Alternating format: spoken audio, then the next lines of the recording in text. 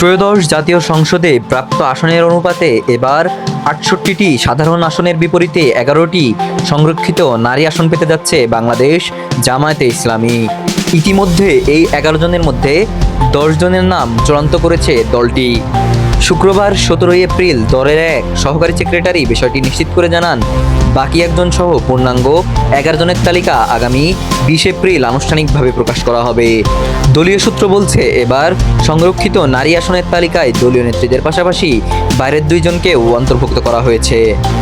চূড়ান্ত তালিকায় থাকা নেত্রীদের মধ্যে রয়েছেন মহিলা জামাতের সেক্রেটারি নুরুন্নিসা সিদ্দিকা, সহকারী সেক্রেটারি মার্জিয়া বেগম, মানব সম্পদ ও আইন বিভাগের সম্পাদক অ্যাডভোকেট সাবিকুন্নাহার মুন্নি এবং নাজমুন্নিসা নীলু। এছাড়াও অঞ্চলভিত্তিক প্রতিনিধিত্ব নিশ্চিত করতে চট্টগ্রাম থেকে মেরিনা সুলতানা, সিলেট থেকে মাহফুজা খানম, বগুড়া অঞ্চল থেকে সাজেদা সামাদ এবং প্রকৌশলী মার্ডিয়া মুমতাজের নাম রয়েছে তালিকায়। দলীয় কোটায় মনোনয়ন পেয়েছেন জাকপা সভাপতি তাসমিয়া প্রধান এবং এনসিপি নেত্রী ডাক্তার মাহমুদা মিতু।